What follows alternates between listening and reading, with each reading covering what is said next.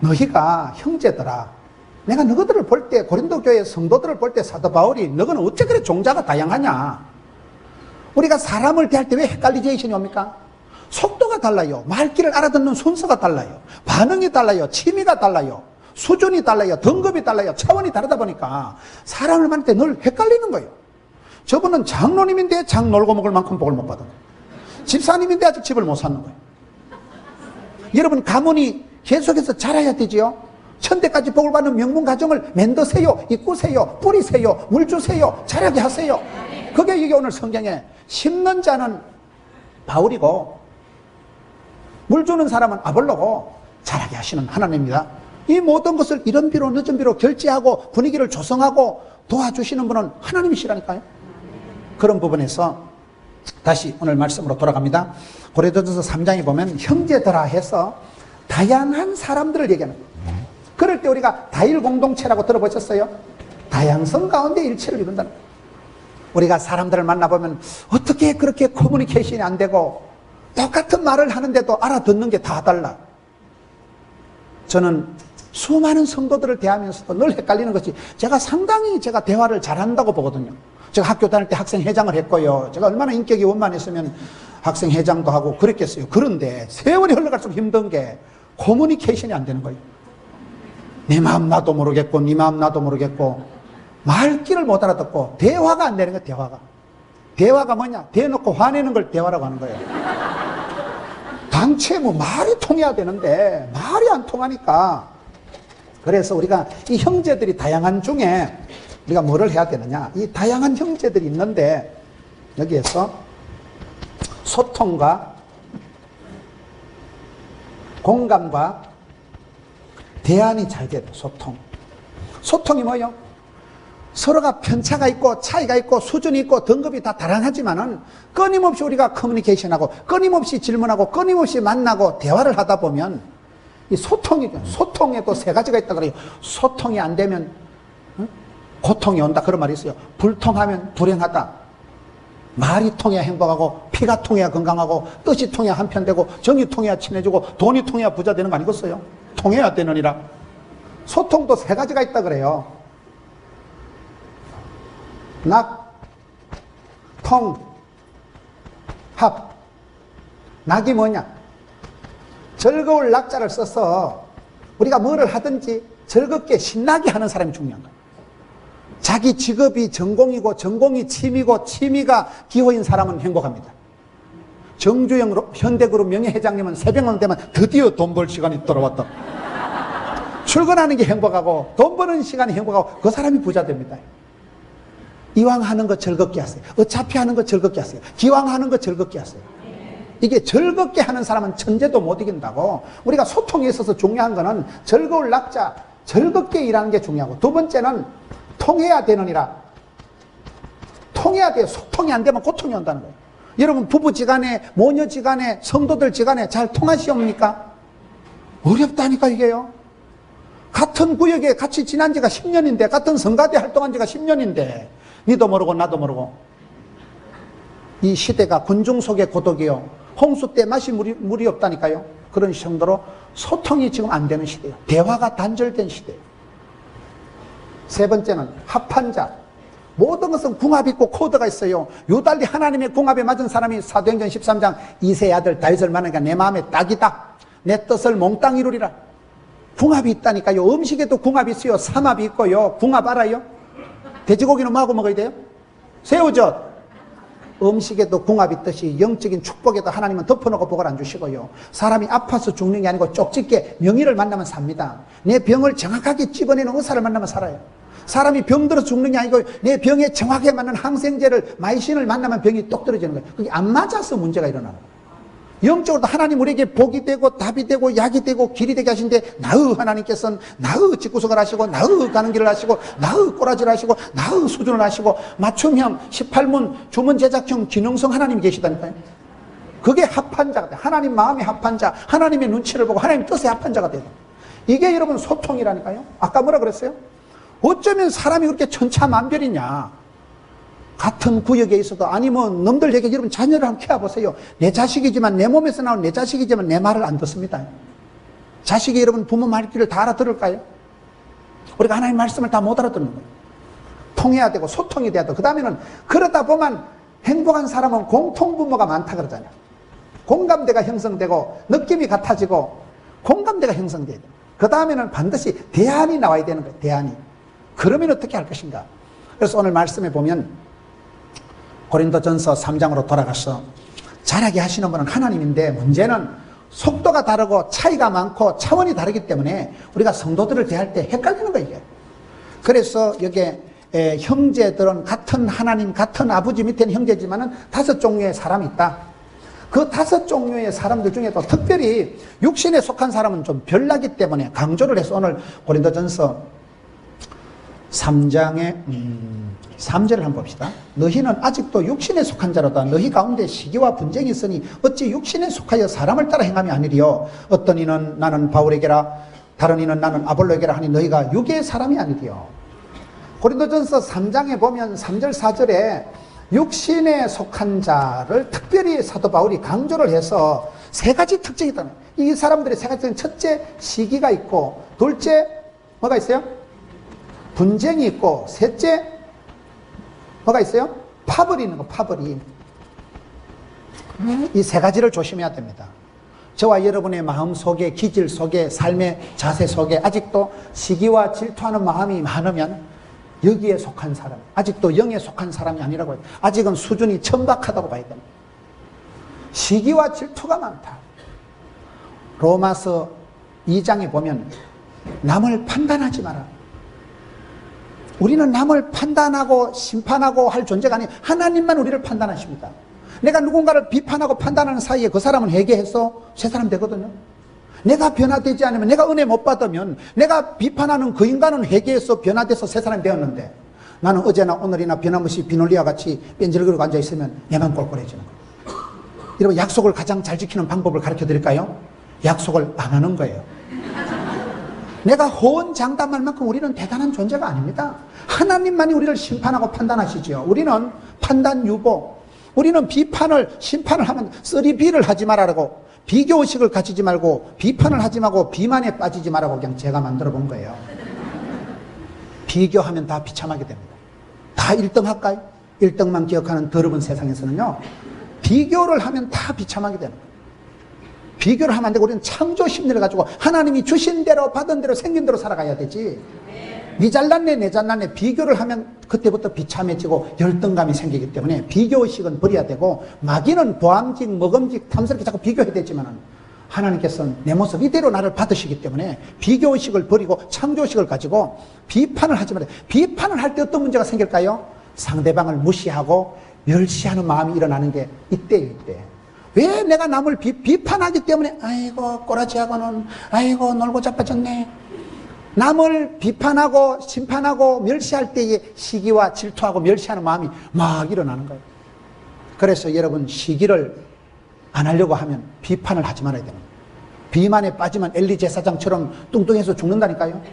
모든 병의 원인이 과체중, 비만, 과속, 과로, 과체중, 그게 중요하다고. 과속하면 하나님도 차에서 내린다. 네 혼자 가다 전부 받아 죽어버려요. 과속하는 놈은 하나님도 책임. 과로가 만병의 원인이죠. 컨디션 조절이 실패하니까 갑상선이 문제가 오고, 여러분 몸이 과로가 하니까 감기가 오고 병이 오고 합병증이 오는 거 아니겠어요? 컨디션 조절이 실패해서 그게 과로가 되는 거예요. 밤에 잠을 안 자고 밤새도록 쓰리고 강팔고 한다거나, 텔레비전은 나의 목자신이 한다거나 문제가 오는 거예요. 시기에 빠지면 한국 사람들이 잘하는 게 시기와 질투의 연사가 많다는 거예요. 일본 사람이 한국 교인을 보니까 3가지 특징이 있더라고요. 첫째, 너무 잘 싸우더라는 거예요. 거의 뭐 싸움닭처럼 신령과 진정으로 싸운다는 거예요. 역사적 사명을 두고서 너무 잘 싸운다. 어떤 교회 앞에서 자꾸 애들이 떠드니까 그 교회 안 다니는 아버지가 조용해라 이 자식들이. 그러니까 교회인 줄 아나 자꾸 싸우더라. 그랬다고 그래요. 우리가 싸움닭 같이 살아가면 안 됩니다. 화평케 하는 자가 돼야 되지. 뭐 때문에 자꾸 시기하고 질투하고 미워하고 싸우지 마라 이 말이에요. 시기하고 질투하지 말고. 2번째 한국 사람의 특징은 뭐냐? 거짓말을 잘한다. 3번째는 그런 사람이 대체적으로 믿음이 좋더라는 거예요. 믿음은 좋은데 베드로후서 1장 5절에 보면 너희가 더욱 힘써 믿음의 덕을, 덕의 지식을, 지식의 절제를, 절제의 인내를, 인내의 경건을, 경건의 형제와 형제의 사랑을 고발하라 그런 말이 있어요. 믿음이 됐다 좋은 사람들의 특징이요. 나는 뒤끝 쳤는데 앞끝을 싹싹 내고 다녀요. 믿음이 좋은 사람들이 남에게 상처를 많이. 그래서 믿음보다 중요한 것은 덕이 있어야 돼요. 덕이 안 되면 독이 된다 그런 말이 있어요. 교회에서 믿음 좋다고 생각한 사람은 덕스러우려고 애를 써야 돼요. 건덕을 위하여 돼요.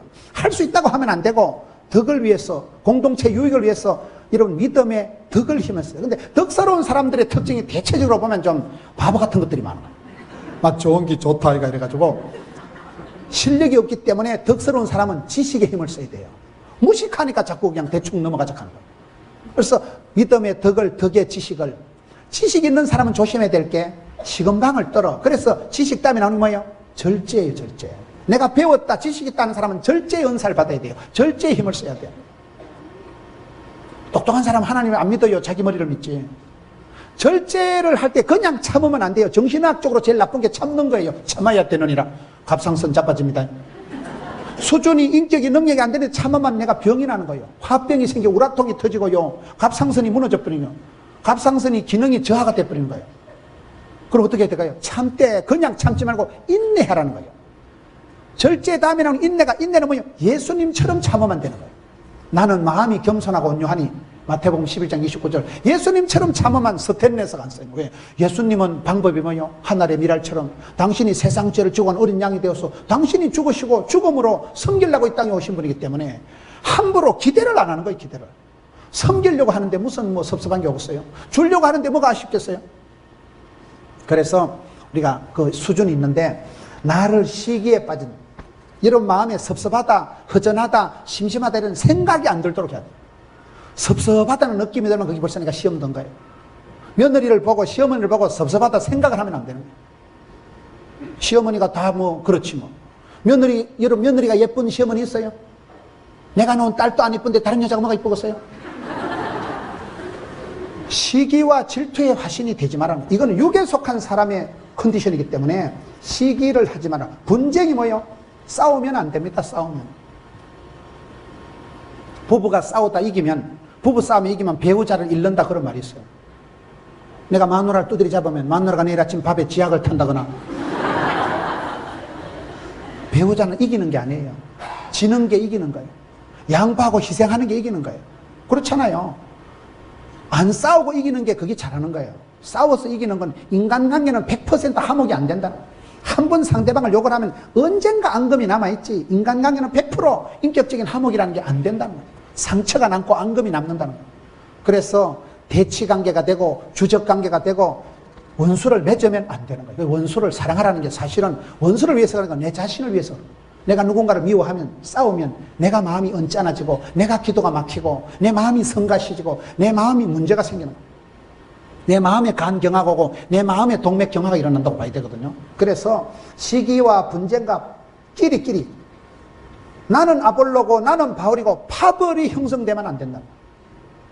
우리가 신앙생활 할 때 조심해야 되는 게 사람을 의지하지 말고 사람의 도움을 받으려고 하지 말고 사람을 자랑하지 말고 사람을 간정하지 마세요. 근데 우리가 살아가면서 자꾸 사람 냄새가 그리운 거예요. 인정이 그리운 거예요. 사람이 그리운 사람이. 여러분 휴대폰을 왜 합니까? 하나님께 기도하기보다 핸드폰을 더 먼저 헤번폰을 걸어야 되는데 헤번폰을 안 걸고 핸드폰을 건다 이러잖아요. 현대인의 모든 인간관계는 휴대폰 속에 들어있다. 휴대폰을 잊어먹으면 이게 모든 게 끝장난다는 거예요. 그 모든 게 저장되어 있으니까. 사람을 의지하면 반드시 실망합니다. 사람은 사랑할 대상이 아니에요. 하나님을 사랑하고 마귀를 대적하고 이웃은 섬기고 부부간에 돕는 배필이 돼야 되는데 이게 바라는 부부가 되고 사람한테 덕을 보려고 하면 반드시 믿는 도끼 발등 지키고 사랑하면 상처받고 신뢰하면 사기당하고 그게 인간관계 원리이기 때문에 사람을 의지하고 사람을 도모하고 사람을 끼리끼리 내 편 만들어서 덕을 보려고 꿈도 꾸지 마세요. 육에 속한 사람은 이런 스타일이 농후하다는 거예요. 시기와 분쟁과 끼리끼리 노는데 뭐 이걸 어떻게 해야 될까요? 저는 살아가면서 느끼는 것이 내가 이분하고 손을 잡았어. 내가 이분하고 친해가지고 내가 저분한테 도움을 받으려고 생각을 하면 사람이 치사빤스가 되죠. 사람이 육에 속한 사람 되고 하나님 향하는 믿음이 없어지고 기도를 안 하고 급하면 전화부터 하고 그러면 그 사람은 하나님의 도움을 못 받아요. 반대로 잠잠히 하나님만 바라보라. 그게 어렵습니다. 야고비가, 인간적인 야고비가 어떻게 하나님 앞에 도움을 받습니까? 하나님하고 독대하는 거예요. 하나님 앞에 직고하는 거예요. 하나님 앞에 고독을 감당하는 거예요. 저는 성경을 보면서 하나님 앞에 쓰임받은 사람들은 고독을 감당한 사람들이에요. 다윗이, 여러분, 다윗이 들판에서 잠을 자고 동굴에서 잠을 자고 쫓겨나가지고 망명을 가도 잘 가야 되는데 블레셋으로 망명을 가가지고 다윗이 블레셋의 장군 골리앗을 죽었잖아요. 그러니까 블레셋 사람들은 저 자식이 우리 장군님을 죽였다고 알아보니까 다윗이 어떻게 했어요? 미친 사람처럼 수염에 춤을 질질 흘리면서 내가 죽인 거 아닌데, 미친 개에 같이 해서 춤을 질질 흘리고 벽에다가 문짝에다가 몸을 끄적끄적하고 미친놈같이 해가지고 살아나옵니다. 자기 집에서 잠을 잤습니까? 사랑하는 친구 요나단하고 우정을 나누지 못합니다.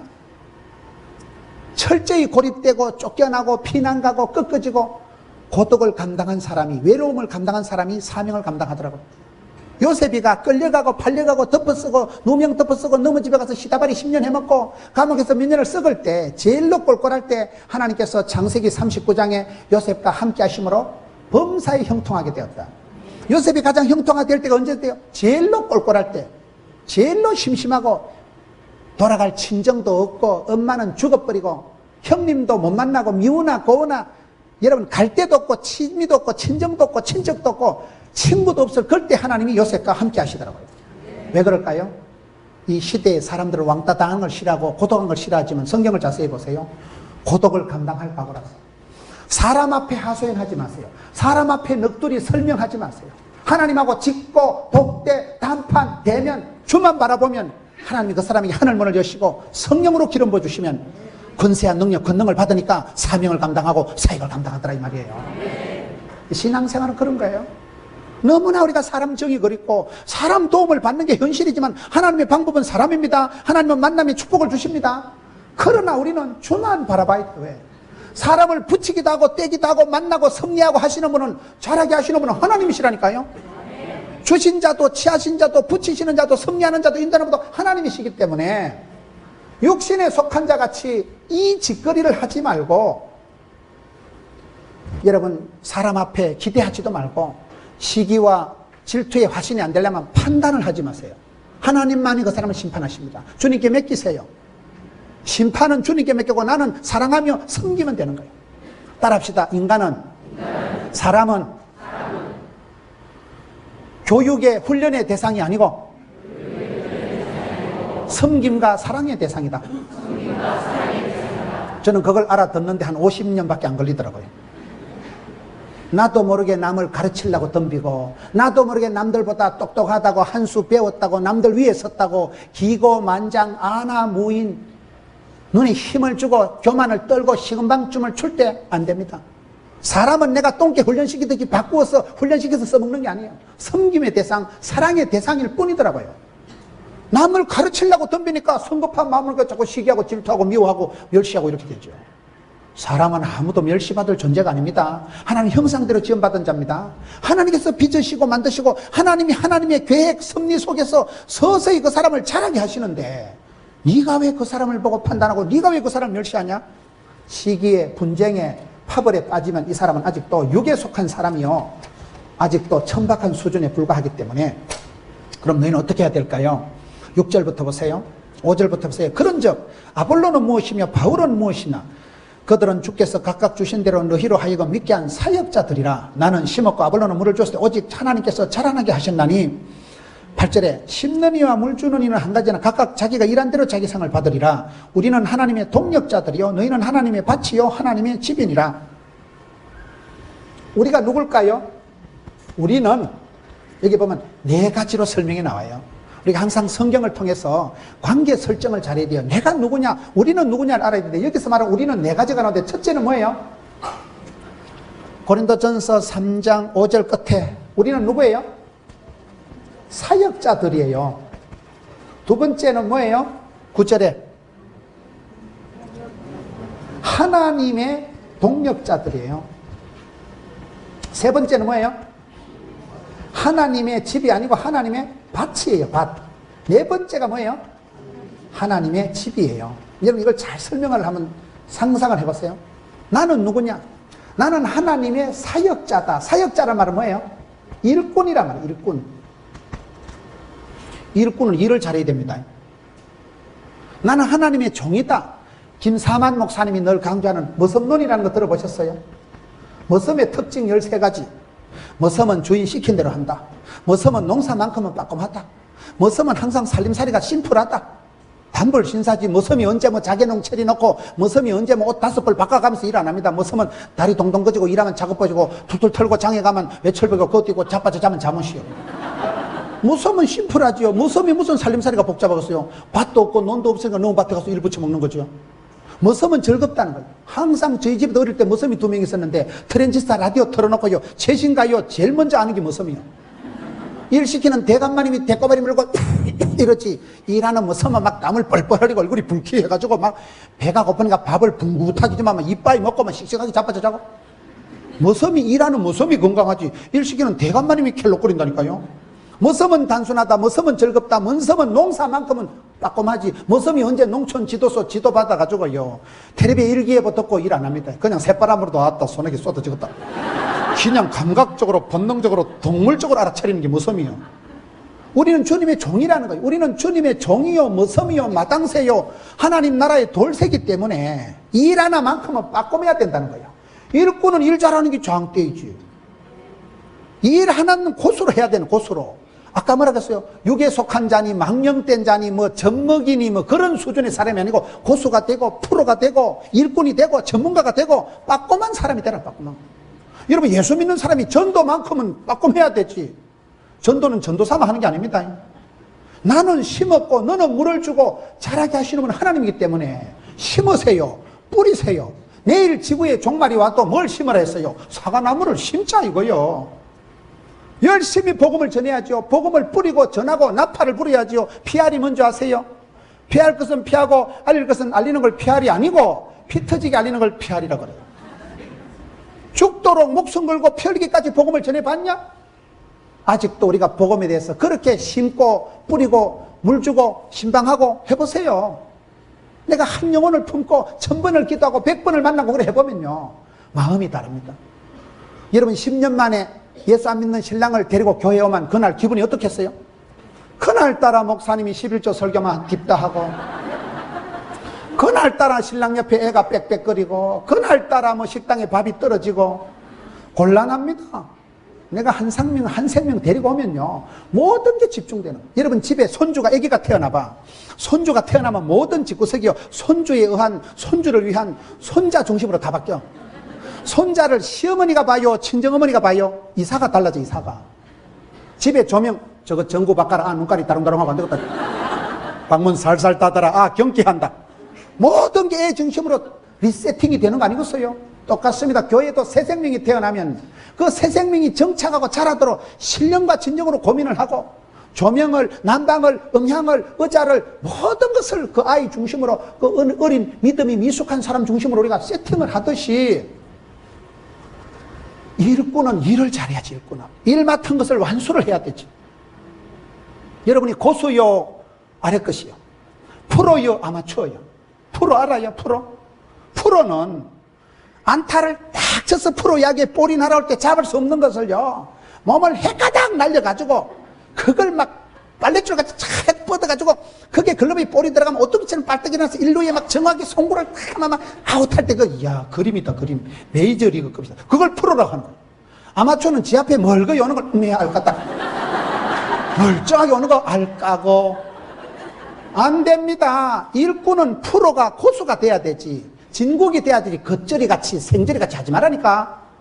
지금 집사가 된 지 몇 년인데 집을 안 사고. 머슴은 일하는 데는 구단 빠꼼해야 돼. 우리는 하나님의 사역자들이라니까요. 사역자는 사역을 잘해야 되는 거예요. 일꾼은 일을 잘해야 되는 거예요. 일꾼. 두 번째, 우리는 하나님의 동력자들이다. 하나님의 동력자라는 게 뭐예요? 우리는 영광스러운 하나님의 파트너.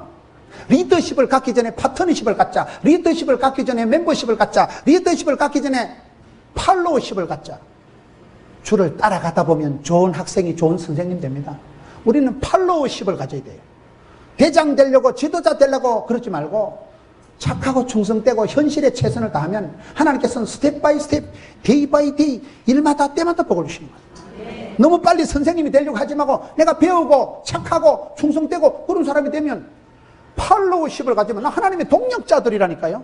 하나님이 나를 지명해서 너는 내 사랑하는 파트너다. 하나님과 짝지가 되고 하나님의 동력자들은 얼마나 영광스러워요. 동력자라는 건 뭐요? 파트너십을 가지자 이 말이에요. 팔로워십을 가지라 이 말이에요. 멤버십을 가지라 이 말이에요.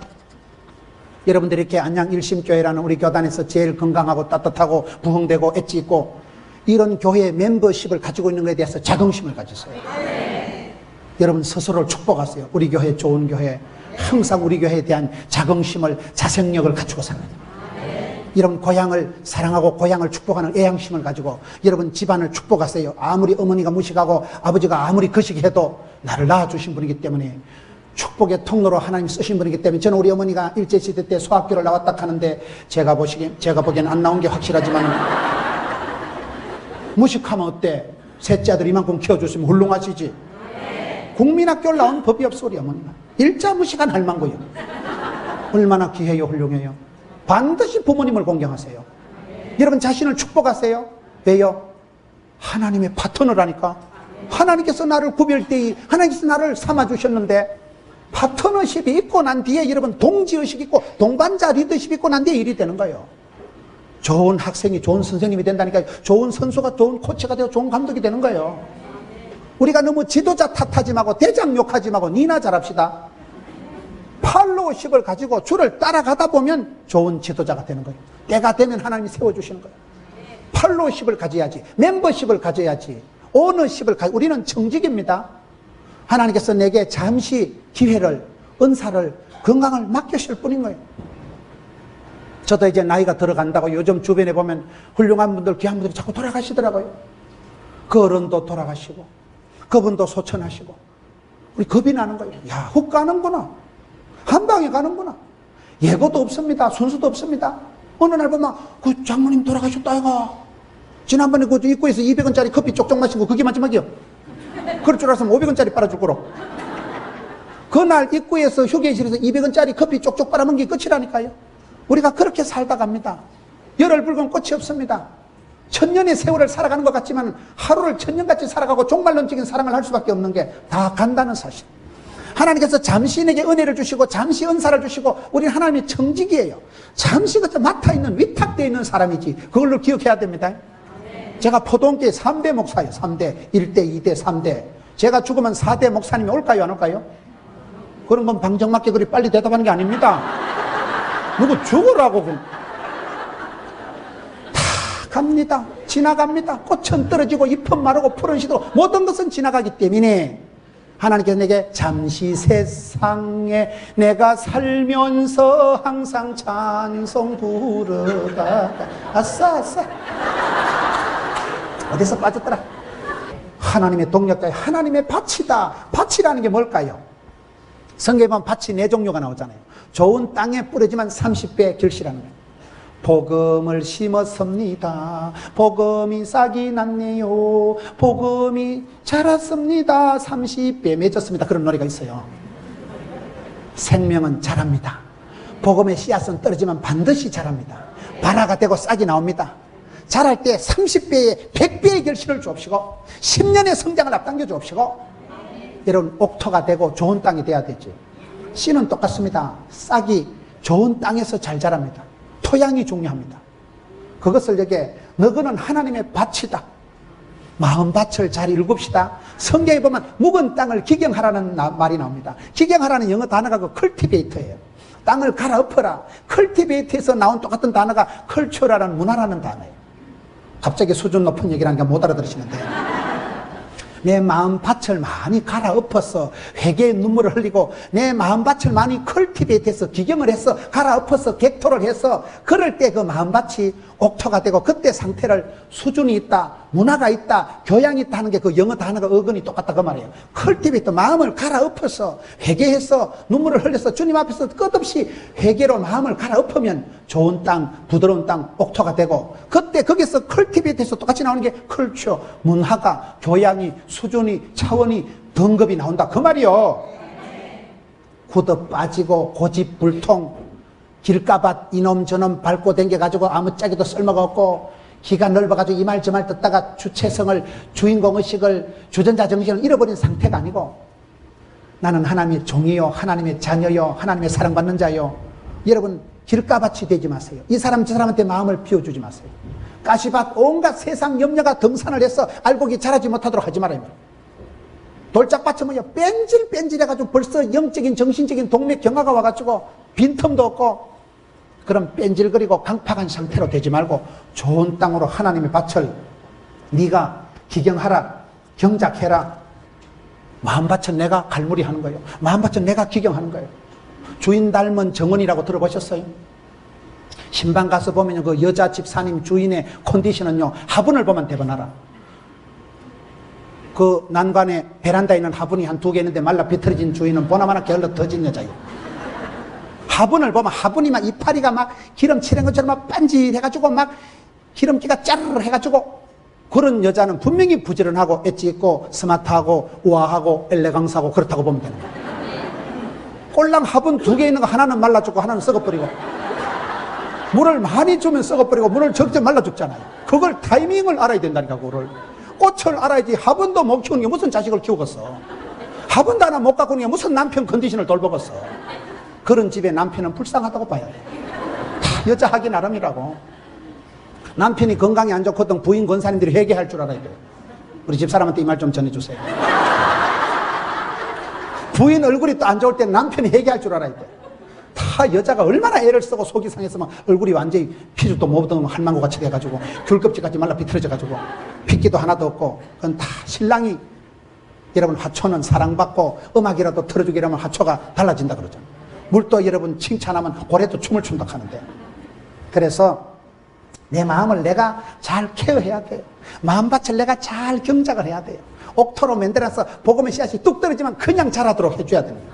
그게 이게 밭이라는 거예요. 마지막으로 하나님의 집은 뭐예요? 베델, 우리는 하나님의 집이에요. 결혼 건축가라는 유명한 책이 있더라고요. 인생은 빌딩업 하는 것과 같다는 거예요. 집을 지을 때 땅이 부지가 있어야 되고 믿음은 사이즈라고 입을 넓게 열고 지경을 넓혀놓고, 그 다음에 여러분 설계도면, 인생의 설계도면 인생도 사용 설명서가 있어요. 물건을 사면 제품 사용 설명서가 따라와요. 매뉴얼이 있어요. 인생을 여러분 잘 살아가는 사람은 땅을 부지를 확보하고 그게 설계도면을 따라서 인생 설계도면이 성경이라고 있어요. 덮어놓고 살면 막가파가 되고 성경을 펴놓고 살아란 말이 있어요. 성경의 말씀의 원리를 따라서 집을 짓는 거예요. 빌딩을 세우는 거예요. 벽돌을 쌓고 설계도면을 따라 잘 짓고 잘 짓세, 우리 집 잘 짓세. 내가 집을 잘 지어 놓으면 태풍이 와도 끄떡없고 바람이 불어도 끄떡없지요. 날림 공사를 하지 말고. 그래서 결혼은 건축을 하는 것과 같다는 거예요. 우리가 집을 세워가는 것과 같은 거예요. 성경은, 구약 성경의 주제는 아버지 집으로 돌아가자 그겁니다. 아버지께로 돌아가자. 그게 성경의 주제라고 보면, 누가복음 15장에 탕자에 비유해서 기향, 본향, 아버지 집으로 돌아가는 게 탕자의 주제예요. 나는 여기서 줄여 죽고 가난에 빠졌지만 아버지 집에는 종들도 많고 종들도 먹을 게 천지백갈이고, 가자. 아버지한테 가자. 아버지께로, 아버지 집으로, 본향으로 기향하는 게 성경의 주제예요. 아버지 집에 가면 쉴 곳이 있고, 아버지 집에 가면 먹을 곳이 있고, 아버지 집에 가면 편안한 거예요. 부흥되는 교회는 친정집 같다 하더라고. 이런 친정이 좋아요, 시집이 좋아요? 부흥되는 교회는 친정 같고, 부흥되는 교회는 잔치집 같고, 부흥되는 교회는 기적의 동산이고. 여러분, 우리는 어떤 존재냐? 오늘 성경에 보면 이와 같은 존재이기 때문에 사역자는 실력을 키웁시다. 하나님의 동력자일수록 소통에 힘을 씁시다. 하나님의 뜻을 알고 아버지 마음을 시원케 안 되겠어요? 하나님의 밭이기 때문에 내 마음의 밭을 늘 갈아엎어서 회개의 눈물을 흘려서 촉촉하게 물된 동산같이 만들어 놓자 이 말이에요. 아버지의 집이니까 집을 수리해서 리모델링을 해서 리프레시해서 리카바해서 리거시기 해서 늘 새롭게 마음을, 내가 우리 집을 단장을 해놔놓으면 우리 주님께서 오셔서 나는 하나님의 사역자요, 동역자요, 밭이요, 집이기 때문에. 그래서 오늘 성경 말씀에 이 모든 것을 나는 심었고, 바울 얘기해요. 바울은 심었고, 아볼로는 뭐를 했어요? 물을 주었고, 그러나 자라게 하시는 분은 하나님이시다. 여러분 열심히 뿌리세요.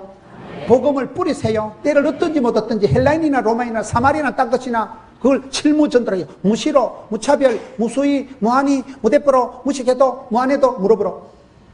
뿌리면 나는 뿌렸지만, 나는 심었지만, 물을 준 사람은 아볼로지만은 자라게 하시는 분은 하나님이시란 말이에요. 저는 시골의 우리 어머니를 생각해 보면요, 시골의 어머니가 어릴 때 이래 보면 촌에 무슨 살림살이가 있어요, 고무장갑이 있어요, 연탄이 있어요, 아무것도 없는 것 산골짜기에 새벽에 깡깡 얼어 터진 그게 일어나가지고 부뚜막에 그 얼음을 깨가지고 그거를 군부를 떼가지고 밥을 해가지고 더운 밥을 해먹이고, 촌에 빨래터에 가보면 여러분 고무장갑이 없어요, 목장갑도 없고요, 비누도 그 개떡 같은 거 시커먼 거 치대면요 거품도 안 나오고요, 손이 시퍼렇게 얼어가지고 그걸 빨래를 넣으면 한낮을 얼었다 한낮을 풀렸다가 그런 게 있어요. 촌의 삶이 숭악하잖아요. 그 어머니가 어느 날 아침에 일어나서 야야 내가 컨디션이 안 좋다, 니 혼자 학교 댕겨오라, 그런 엄마 봤어? 엄마는 아무리 몸이 뽀사져도 일어납니다. 아들 딸 밥 해주고 자빠져 자도 자빠져요. 엄마니까, 어른이니까. 그런데 어린 애기는 뭐 밥맛이 없다고 투정하고 책가방 싸주면 뭐가 없다고 삐끼고 깝치고 지랄하고. 왜요? 어린애니까 그러는. 언제까지 어린애같이, 언제까지 육에 속한 자, 언제까지 천박하게, 언제같이 그렇게 젖이나 찌찌나 빨아먹는 수준에서 차원에서 놀지 말고 믿음을 키워서 이제는 네가 엄마가 되고, 이제는 네가 할매고, 이제는 네가 지도자고, 이제는 네가 일꾼이고, 이제는 네가 하나님의 파트너고, 너의 마음밭에서 마음껏 싹이 자랄 수 있도록 옥토를 조성해서, 여기 지금 내같이 여러분은 편안한 친정집 같은 그런 울타리를 만들어 줘야 되지. 누군가 여러분 품 안에 들어와서 집사님 만나서 내가 행복하고, 내가 이 교회에 와서 집사님 만나면서 구역에서 친정엄마보다도 집사가 더 편안하고 친정아빠보다도 구역장이 더 편안한 정도가 되셔야 되는 거예요. 그래야 그 수준이, 차원이, 등급이 고수가 됐다고 말이에요. 믿음을 키우세요. 아멘. 정상으로 이끌어 올리세요. 아멘. 고수가 되도록 하세요. 아멘. 언제까지 그렇게 유치찬란하게 살지 말아요. 믿음이 자라나느냐, 사랑도 자라야 되는 거예요. 어린애 같은 일을 버리고 이제는 숙성하고 성숙한 어른의 차원을 만들어야 되기 때문에, 여기에 보면 천국은 마태복음 11장 12절에 보면 천국은 빼앗는다, 침노한다는 말씀이 저는 요즘 제가 상당히 도전을 받거든요. 우리가 인생은 벤처라는 건 뭐냐? 창조의식, 도전의식, 모험정신, 개척정신을 그걸 벤처라고 하는 거예요. 부닥치는 거예요. 믿음의 차원을 높이기 위해서는 저지름의 법칙이라고, 내가 나가면 있고 안 나가면 없고, 저질러 놓으면 하나님이 뒷감당 다 해주십니다. 믿음이 센 사람은 잘 저지르는 거예요. 믿음이 역사하고 사랑이 수고하고 소망이 인내한다고 데살로니가전서 1장 3절에 있는 말씀처럼, 믿음을 여러분 키우기 위해서 마음의 지경을 넓히시고 꿈을 펼치시고 상상의 나라를 펼치시고 도전과 비전과 웅진의 삶으로 나가는 거예요. 그럴 때 하나님께서 여러분을 붙드시고, 그럴 때 여러분의 믿음이 숙성이 되어서 세월이 지나가면 나는 어린애가 아니고 철딱선이 없는 애가 아니고 개구쟁이가 아니고, 이제는 여러분이 지도자요 큰 그늘을 들이우고, 여러분 밑에 와서 많은 사람들이 안식을 얻고, 여러분을 믿음의 모델로 삼아서 내가 집사님이 내 인생의 롤 모델이다, 집사님이 내 인생의 샘플이다, 그런 소리를 들을 수 있을 만큼 믿음이 숙성되고 성장하고 부흥되고 자라는 단계로 이끌어 올리죠. 아무도 안 도와줍니다. 여러분 스스로가 자생력을 키우세요. 여러분 스스로가 사람 앞에 의지하지 않고 하나님 앞에 독대하고 직고하고, 사람 앞에 가서 넋두리 하소연하지 마세요. 사람한테 위로받으려고 꿈도 꾸지 마세요. 주만 바라보세요. 하나님만 나를 도와주시고, 하나님만 내 편이시고, 하나님만 자라게 하시고, 하나님만 열매 맺게 하시는 분이에요. 사람이 도와주는 건 썩은 새끼줄과 같아서 정작 필요할 때 잡아당기면 툭 떨어지는 것과 같죠. 승리하는 여러분 되시기를 축원합니다.